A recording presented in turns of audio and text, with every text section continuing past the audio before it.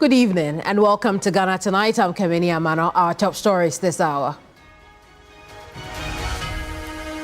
A new Chief Justice is in town. Paul Bafuboni promises a fair judiciary devoid of unnecessary delays. Tonight, we delve into those transformative assurances as we look ahead into the future. Also tonight, the latest on the Ghana Armed Forces enlistment exercise. Find out how the surviving victims are doing and what the military has in place to protect applicants.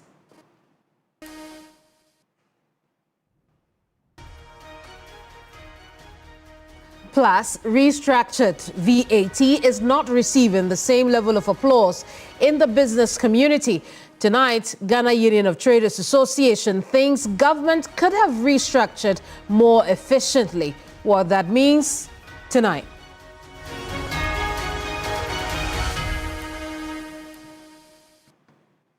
You're watching us live on TV3 and listening to us on 392.7 FM. We'll also be streaming on Facebook.com, X.com, 3news.com, and on YouTube. If you'd like to be a part of the program, join us with your comment, questions, and thoughts using the hashtag Ghana Tonight.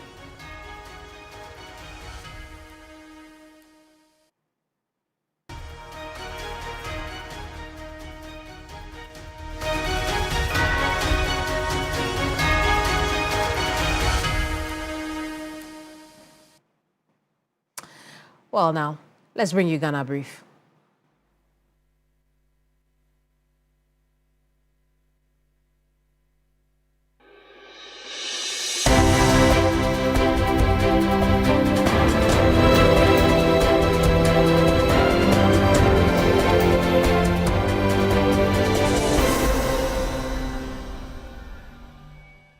President Mahama says his government remains committed to safeguarding the independence of the judiciary. At the swearing-in of Justice Paul Bafuboni as Chief Justice, President Mahama noted that the various arms of government must operate independently and also collaborate for the common good. Meanwhile, Chief Justice Paul Bafuboni says the judiciary must protect the vulnerable and resist undue influence. Our judiciary must be independent, impartial, and accessible. It must not serve the powerful or the connected at the expense of the weak and the vulnerable. It must resist any incursions on its freedoms, but also embrace accountability, transparency, and continuous reform.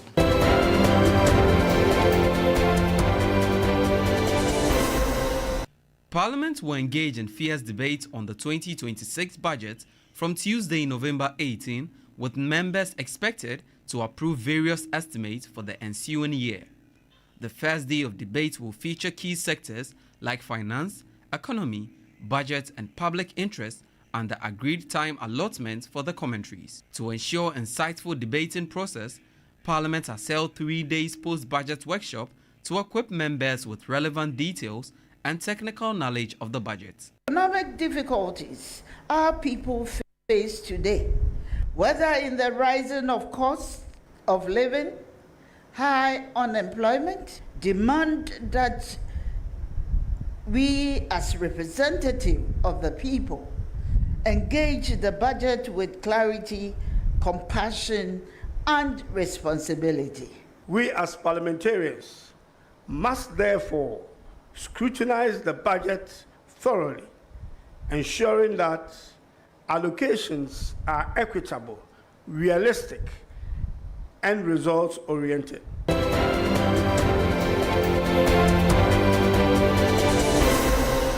Fraudulent visa applications are on the rise in Ghana, prompting warnings from 3 major foreign missions. The UK, the Canadian, and Australian High Commission says thousands of applicants risk long-term travel bans if they fall prey to scams. Fraud and security consultant Richard Kumado says the warnings are meant to alert both applicants and agents who attempt to exploit people with false documentation. People are afraid to apply for visa directly, and so you have agents who collect huge sums of money from them, and they put in their documents, and sometimes they don't even know the documents they are putting in. Then you also have a group of people who have big connections within government, not NDC government or NPP government, but all our governments, and they travel with government agencies, and they change applications and change titles for certain people. So these embassies are raising the alarm now, and they are flashing out the red flag, and to serve as a warning to people who will want to take advantage of next year's World Cup and dupe people or apply for wrong documentation.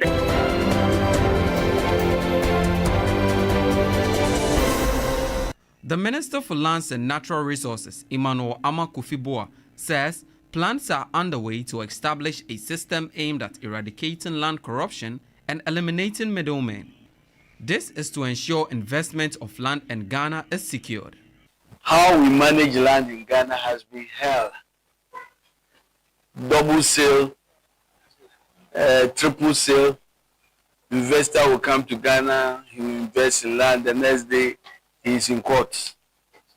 The land belongs to somebody. In this budget, President Mahama is making it very clear that we are going to move a step ahead and invest in modern technology to manage land system, remap our whole country.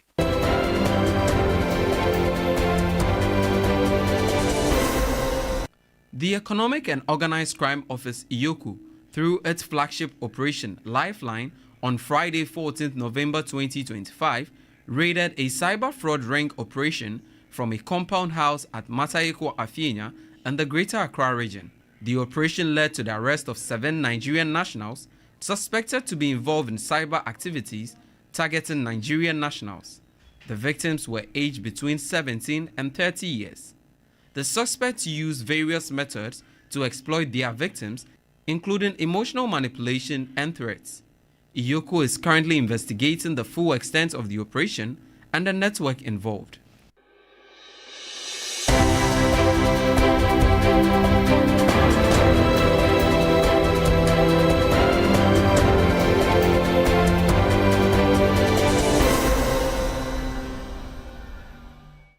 Ghana Brief there for you. If you're just joining us, this is Ghana Tonight live on TV3 and on 392.7 FM. Alfred has the night off. I am Keminni Amanor. There's a new sheriff in town for the judiciary. President Mahama swears in Paul Bafo-Boni as Chief Justice. Let's get into that now.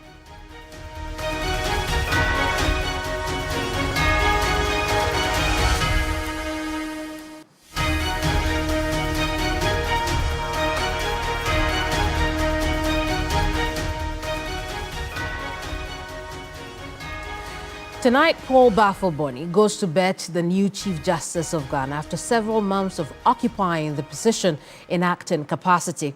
At his swearing-in ceremony hours ago, the President, John Dramani Mahama, assured that his government remains committed to safeguarding the independence of the judiciary. Take a listen. Even as we emphasize independence, we must also recognize the need for cooperation among the 3 arms of government. The judiciary needs an enabling legal framework, adequate budgetary allocation, and supportive policies. The executive and the legislature on their parts require timely and impartial judicial interpretations of the law and the Constitution. In my administration's reset agenda and broader reforms, we see the judiciary as a critical partner in building a just, prosperous, and stable Ghana. We will engage with your office in a spirit of consultation and respect, while scrupulously preserving your independence in the performance of your judicial functions. And so I charge you to lead with courage, even when decisions are difficult or unpopular. After he was sworn in, Chief Justice Paul Bafo-Boni admonished the judiciary to protect the vulnerable and resist undue influence. He also promised to make the wheels of justice move faster and fairer. The judiciary must be independent, impartial, and accessible. It must not serve the powerful or the connected at the expense of the weak and the vulnerable. It must resist any incursions on its freedoms, but also embrace accountability, transparency, and continuous reform.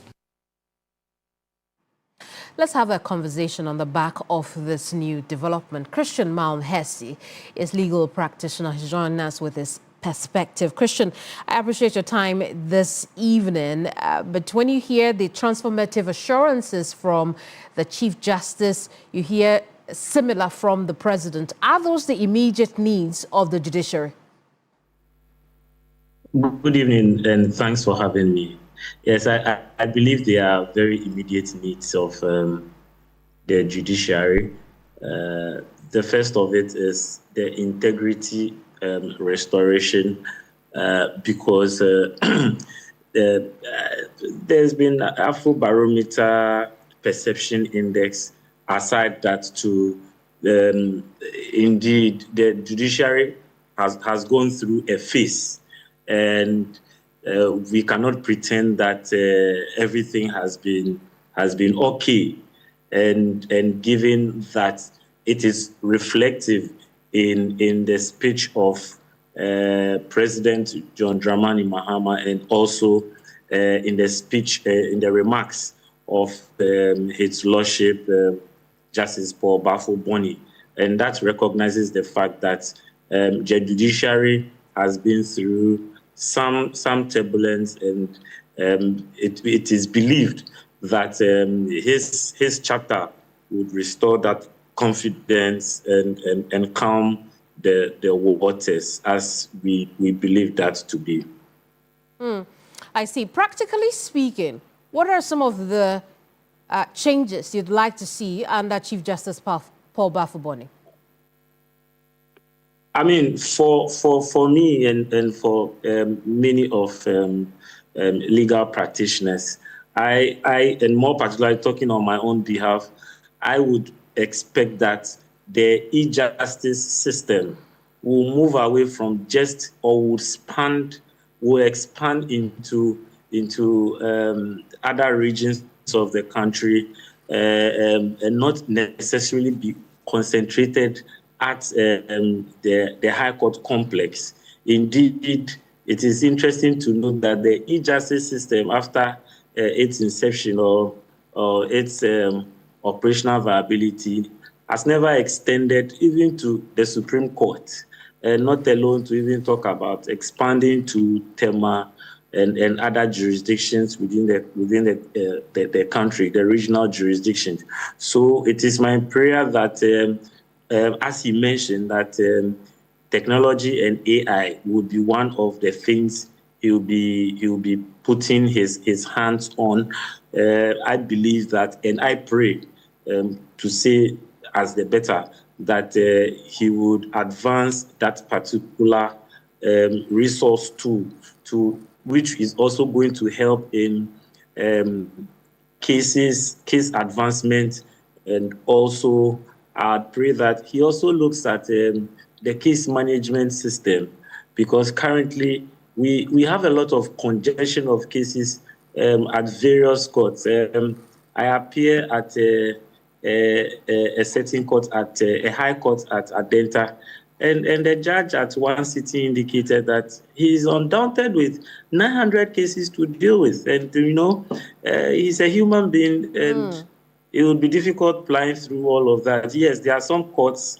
I remember before His Lordship was promoted to, that's Justice Akabuafo was promoted to Court of Appeal. At one point in time, he was sitting at GJ6.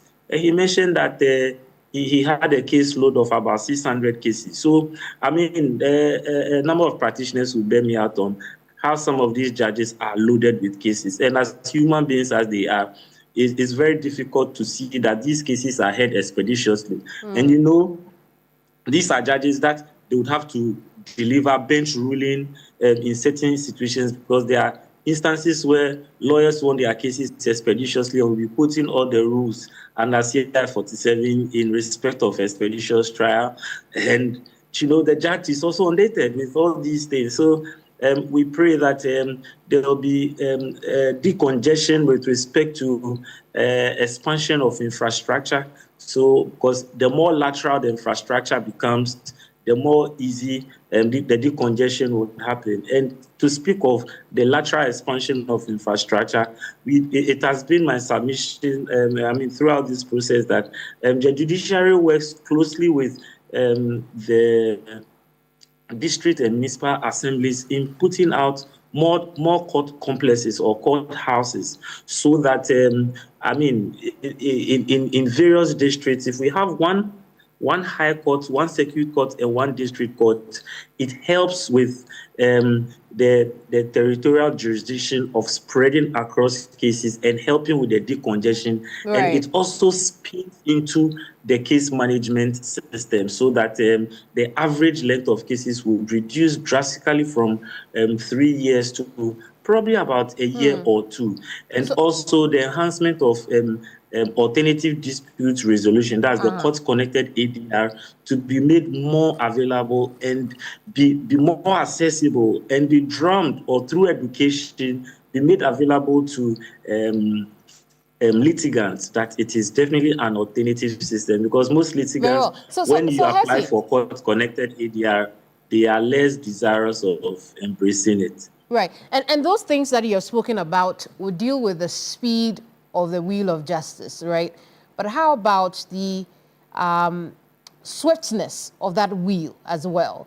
When the Chief Justice, excuse me, not swiftness, but the fairness of that wheel of justice, right? When the Chief Justice speaks about the independence of the judiciary, when the President talks about the judiciary not bending to the whims and caprices of the powerful in our society, what steps must be put in place in order to achieve that fairness that we expect of the judiciary? I mean, both the president of the land and also the Chief Justice indicated that they need to strengthen the code of ethics for judges, and also there need to be the strengthening of internal mechanisms, so as to strengthen justice delivery and access to justice. And when these things are done, just as they opined, I also believe in the same thing, that when these internal protocols and ethics with respect to conduct of judges and all of that are strengthened, and also more training programs, which I know currently it happens more at the judicial. They have a judicial secretariat where some of this, they have their trainings, that we see more of these things happening, so that such refresher courses would always put our judges on awareness, because they are doing a lot for Mother Ghana, and we need to commend them. And so when some of these things come in there, it would enhance their resource capabilities to ensure that justice goes out to everybody, irrespective of the position or the political power that person wields. I see, but hear me out, Hesi. How seriously can we take that when in this country we are all behaving, turning a blind eye to the fact that there's been an announcement of a petition against the now Chief Justice, a petition of his misconduct, allegedly? How seriously can we take that transparency that we talk about, that not bending to powerful people in the society or the judicial independence?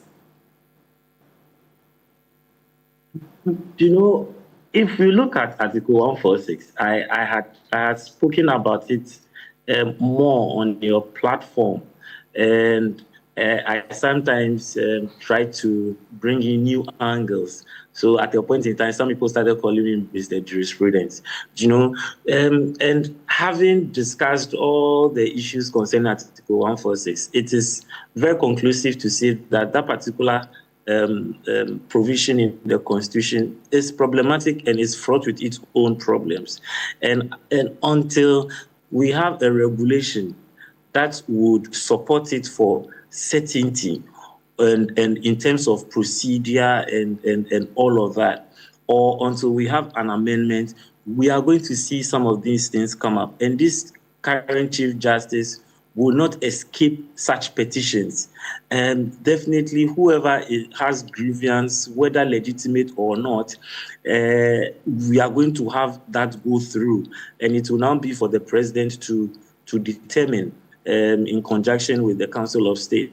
These are some of the things that Justice Dateba in the Ajechum case, the Attorney General spoke against, that we would find ourselves in situations where the president would have to sit to sift through some of these things, and given whether the president is for it or not, it will become problematic. So again, in as much as we are looking for such robust reforms, we need legal regimes also to help the process correct itself. Yes, we have checks and balance. We have checks and balance. That's okay, so that we don't have over concentration of power in one institution, and that would abuse power and all of that. But at the end of the day, too, we also need to ensure that the rigors of the law flows through, internal processes are strengthened, and by that we are going to see the best of his administration. We wish him all the best, and we pray that his chapter brings success to the judiciary and the weather is calm for it. Hesi, that's all we have time for. Thank you so much for your insight on the subject matter. Christian Mam Hesi is a legal practitioner. We've just been discussing the new head of the judiciary, Chief Justice Paul Bafo Boni. Now let's turn attention to other matters now, because tonight we cram the numbers as we break down Ghana's new VAT structure. You want to stay on for that?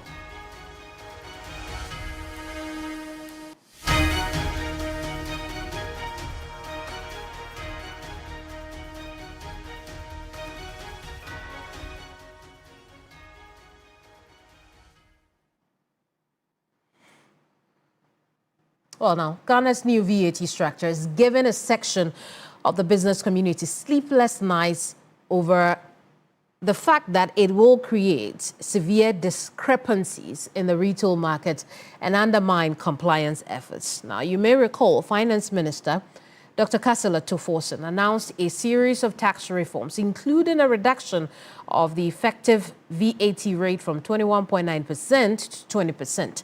Here's the minister again. Finance Minister Dr. Kasila Toforson, during the presentation announced a series of tax reforms, including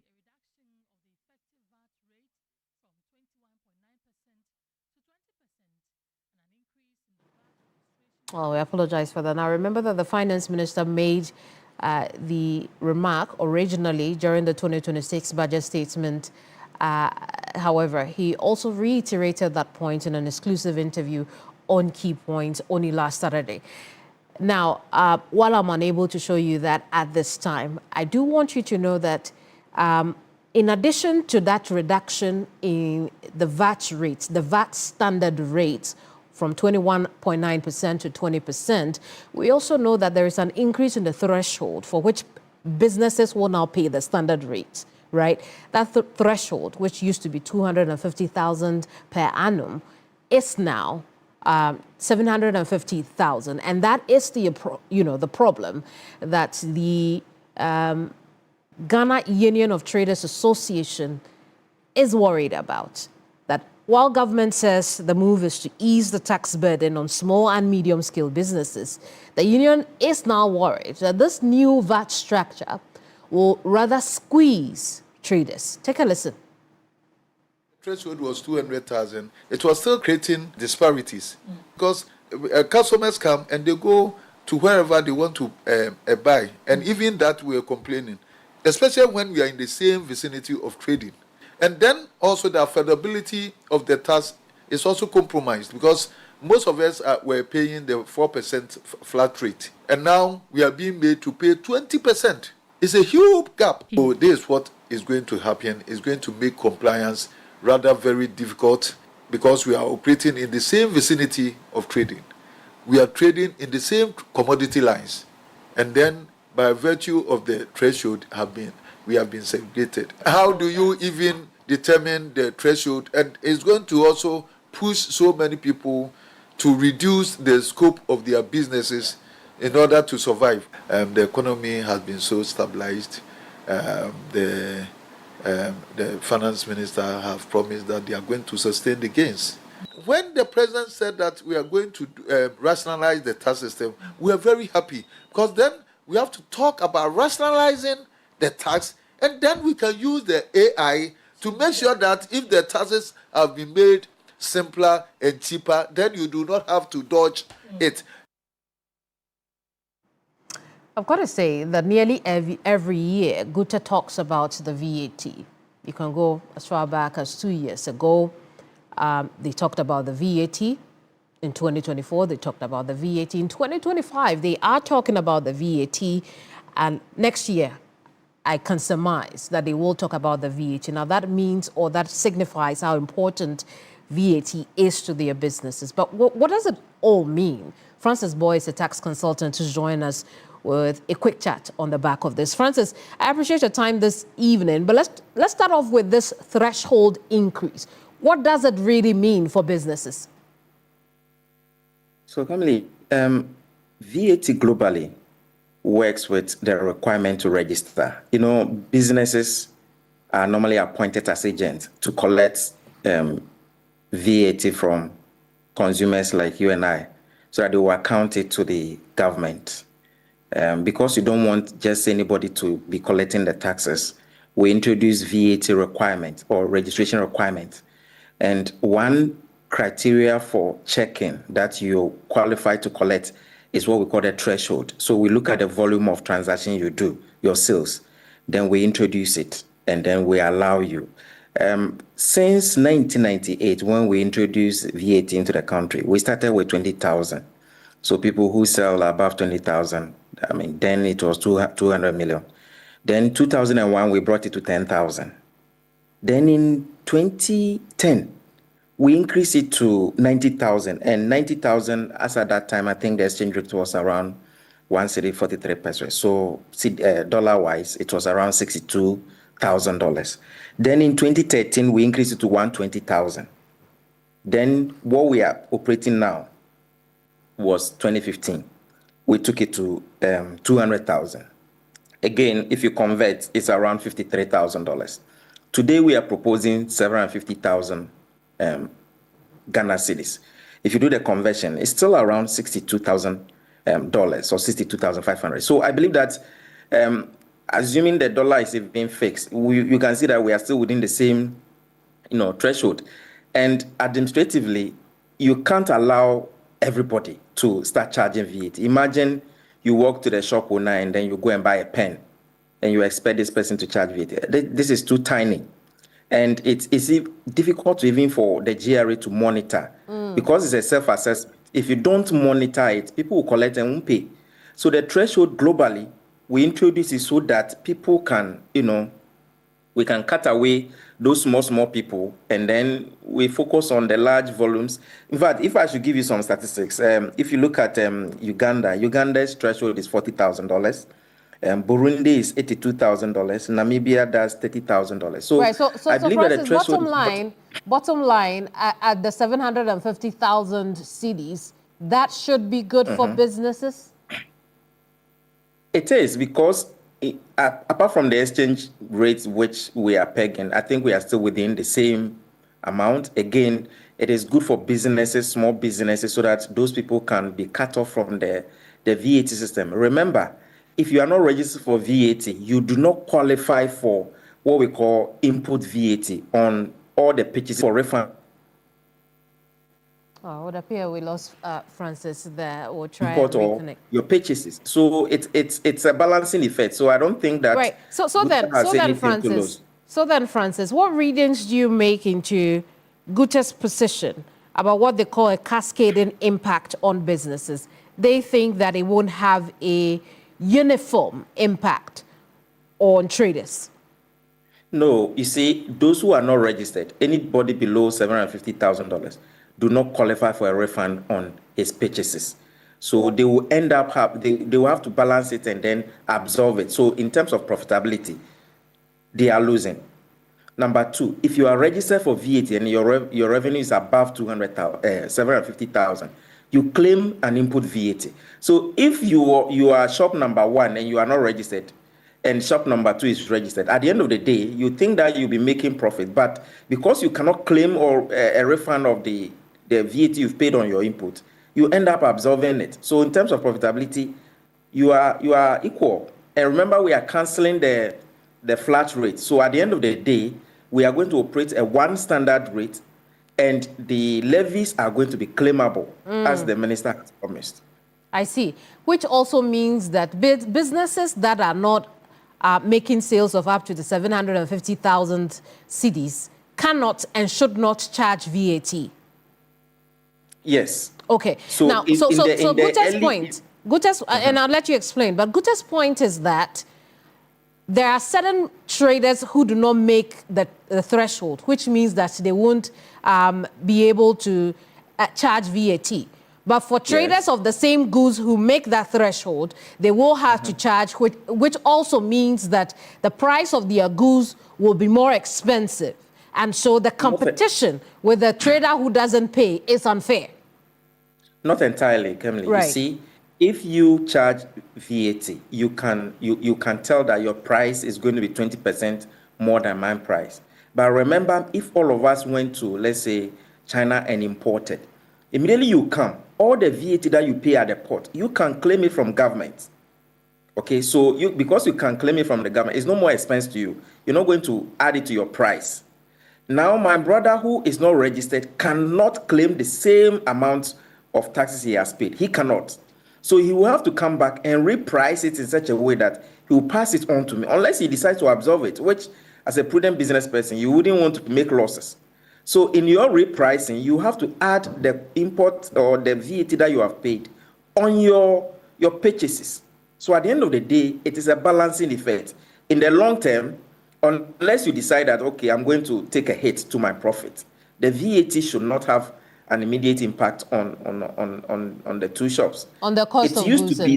Exactly. It used to be that when we're doing the 3%, because the 3% was introduced in 2007, when we assumed that they make a marginal profit of 3%. But, 2007, things have changed. Profitability may not have been a marginal rate of 3%. So I think this is a corrective measure that the government is doing. I see. And just to be clear, you say that the 3% is being cancelled? 3%. So right now, everybody is going on a standard rate. We increase it to 750,000 Ghana cedis. If you are below, you don't charge and you are not supposed to register. What I was thinking, which I think there needs to be some alignment, is that, we have introduced the modified taxation. The modified taxation is saying that if you sell below 500,000 Ghana cedis, then, and again, you are not registered for VAT, then you can go for the flat rate of 3%. So we're thinking, instead of 750,000, why not 500,000, so that it will align with the modified taxation system? There, I think that there's some misalignment, but maybe the minister had some, a reason for taking it above the modified taxation threshold. I see. Francis, we'll see how it all plays out. Thank you so much for talking to us. Francis Boy is a tax consultant, and that's all you need to know about the new threshold for VAT registration.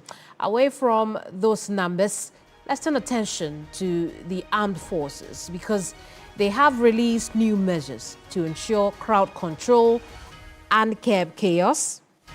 Yeah, I'll tell you more about that right now.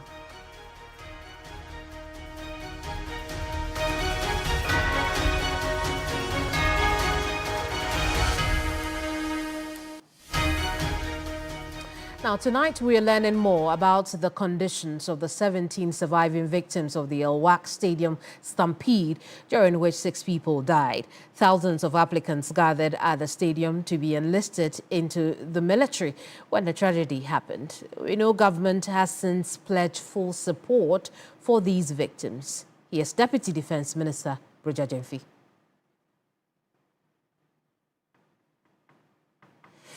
Well, I apologize we're unable to bring you that as well. But tonight we know the armed forces says things are improving, including for hospitalized victims of the stampede.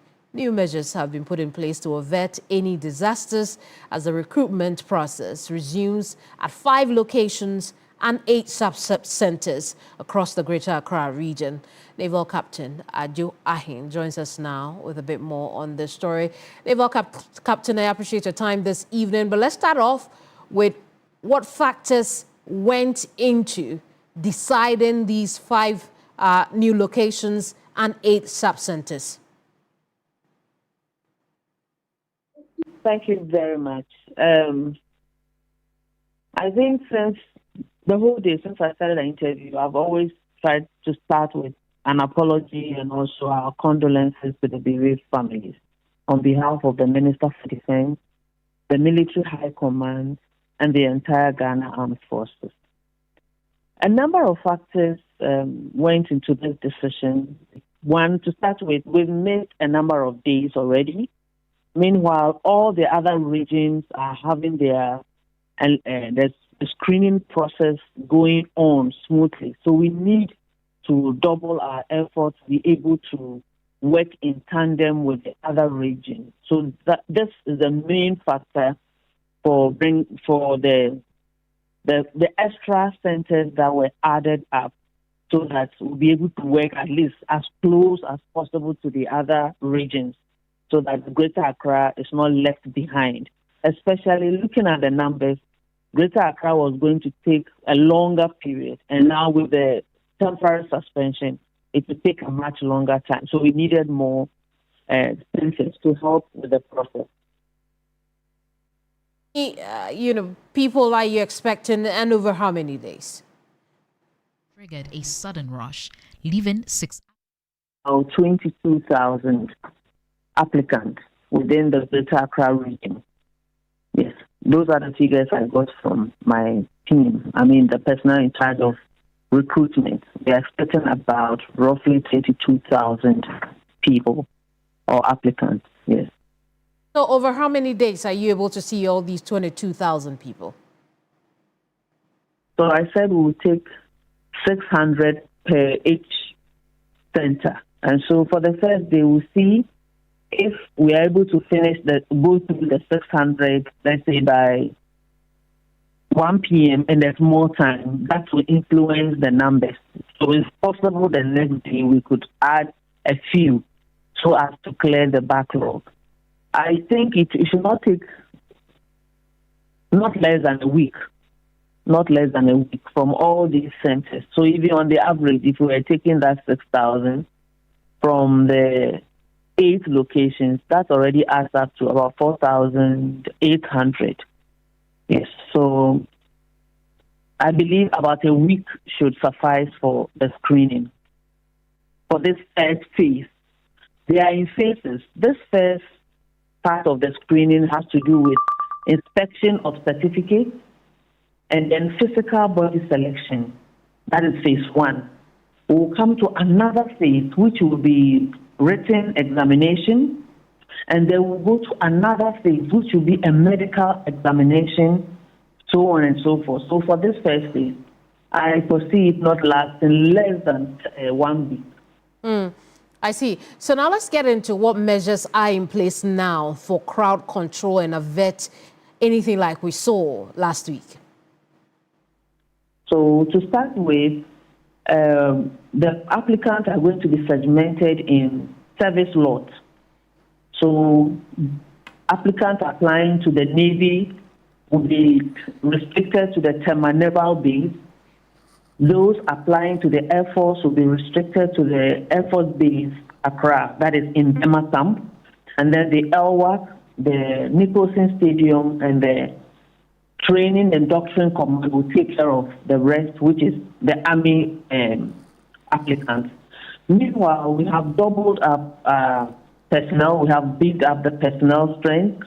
We also have a number of military police going to be present at the various centers to ensure that only applicants are allowed into the centers to reduce overcrowding and to ensure that the process moves on seamlessly. We've also put in place ambulances. Let me say that the ambulances existed even in the former planning. We also have water just like we had in the first time, and then there will be chairs, there will be canopies. Yes, so the numbers of personnel going to be involved in the screening has increased tremendously to ensure that we have all hands on deck, and also to ensure that non-applicants do not get anywhere close to the center. Naval Captain, curiously, if the armed forces knew to do this, the question is why these measures were not in place from the get-go. I think that is a very tangible question to ask. Over the years, we've done the recruitment at the Elwak Stadium. We've done it across the regions. At a point in time, after a certain stage, virtually everybody congregates in Elwak, and it has worked for us over the years. But unfortunately, this year, it failed us. So I believe it's time for us to review what we do. There is an erroneous impression out there as though no planning had taken place, no preparations had taken place. That is not true. We have done this recruitment over and over again, and we have always put in place measures to ensure that personnel are secured. We have first and second and sometimes even third level preparation to ensure that everything goes well. And that has served us over the years. But like I said, this year, unfortunately, it has not held. It is regrettable. And that is why we are now going to this extra steps to make sure that we get more centers to reduce the pressure. Now, this new plan looks like it's fantastic, but I can bet you in some years to come, these same plans that today we are hailing may not work as effective. So what it means is that we need to do a review of the process and then make sure we put in place measures that would address any such occurrences going forward. Your statement also reminds us of the Board of Inquiry investigations, which you tell us is underway. What are the terms of reference, Naval Captain? To start with, I am not a member of the Board of Inquiry. And since this incident, I've been a bit busy as well. I've been part of the team that went to to visit the families of the deceased, and I've been on one media station to the other, so I have not averted my mind to that, and so I'm unable to tell you the terms of investigation. But I want to believe that a thorough work will be done, because the Ghana Armed Forces and the Ministry of Defense, we are pained. We are saddened by this event, and we'll do everything possible to get to the bottom of the problem so that it saves us all this embarrassment and all this pain that we are going through now. So I can't give you specific terms of reference, but I can assure you that everything possible will be done to unravel the causes of this year's recruitment process. The position for some is that the armed forces should not be investigating itself. What are your thoughts on that? They may not be wrong. That could be another approach.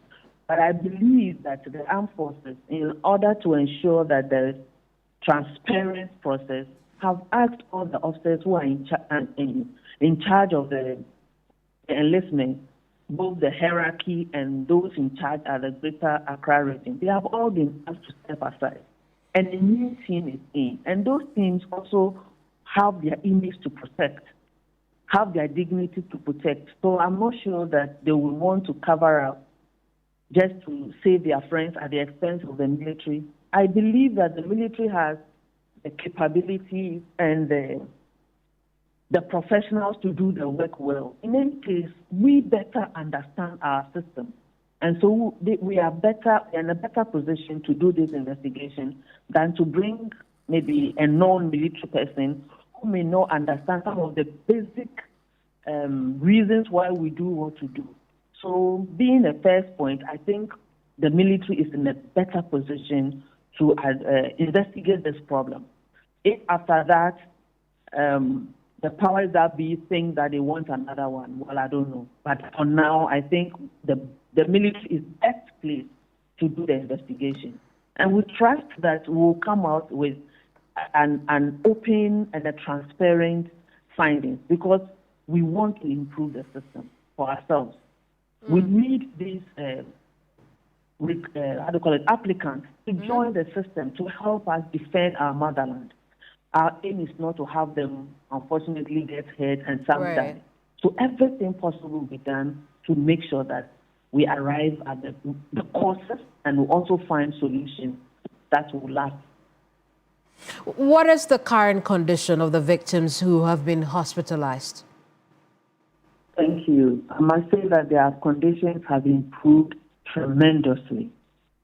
The 5 in the ICU, 3 of them are much better and they have moved to another section of the hospital.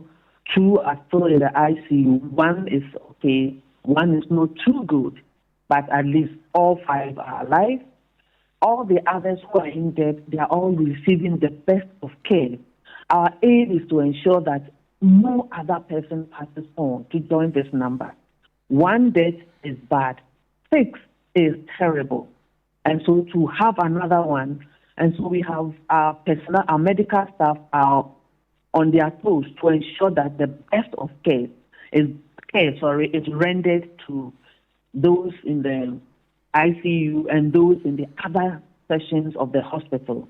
So currently, as of this morning, when I checked, we had 16. Out of that, 2 in the ICU, 3 had been moved to, I think, the neuro. Those are technical for me. But all said and done, they are doing well. A number of them have been discharged. Well, now let's talk about those visits. How did they go?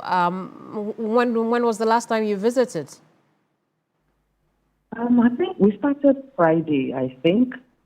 We started from Adenta, and then we went to Katamanso general area. But that day it rained, so we couldn't continue. So we did the other 4 on, we started Friday. Honestly, I've forgotten about the days. I have to cross-check.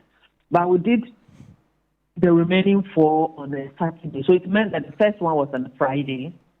We did the remaining 4 on the Saturday. We went to Enyan.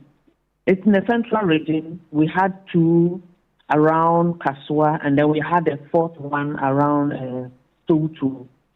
I must say it was heart-wrenching. It was difficult to see the family. Oh, it was very difficult. It was very difficult, and our heart goes out to the family. It's been a very difficult time, very traumatic. Some with only 2 children, and 1 is gone. It's a sad event that we hope will not reoccur within our, at least not in our lifetime. It was very terrible, terrible to say the least. Naval Captain, I appreciate your time with us. Thank you so much. Naval Captain Veronica Adjo Ahin is Acting Director General Public Relations of the Ghana Navy. Just a quick reminder of the 5 centers that the recruitment will take place starting November 20th, 2025. The Elwak Stadium, which will have 2 centers. The Nicholson Park in Bema Camp will have 2 centers. The Air Force Base in Bema Camp as well. Training and Doctrine Command Tradoc in Teshi, 2 centers. And then in Tema will be the Eastern Naval Command for the Navy recruitment phase 1 as well. You're watching Ghana Tonight. I'm Keminni Amanor. We are live on TV3 and on 392.7 FM. When we come back, From our very first break, and only break, we'll tell you how the IGP has ordered full investigations into recent police operation in Kwewu that led to the temporary detention of the Queen Mother. The backstory, that's what you need to know when we come back. Don't go away.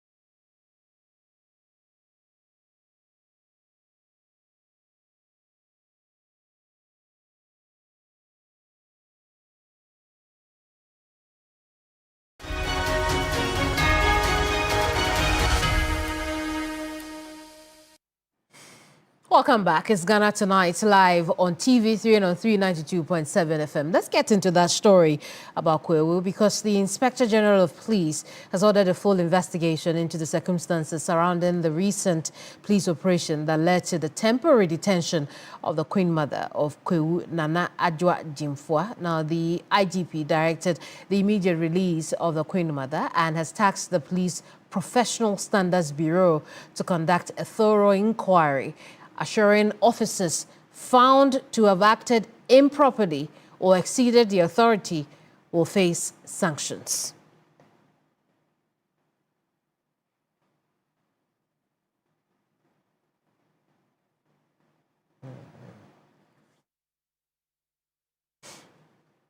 All of that contained in a press release earlier today, and I want to share with you bits and pieces of the press release. So you see on your screen at the moment, the IGP directing the release of the Queen Mother of Kwewu following an operation by some officers this morning. Now, initially, the report was that the Queen Mother had been abducted by unidentified people in police uniform.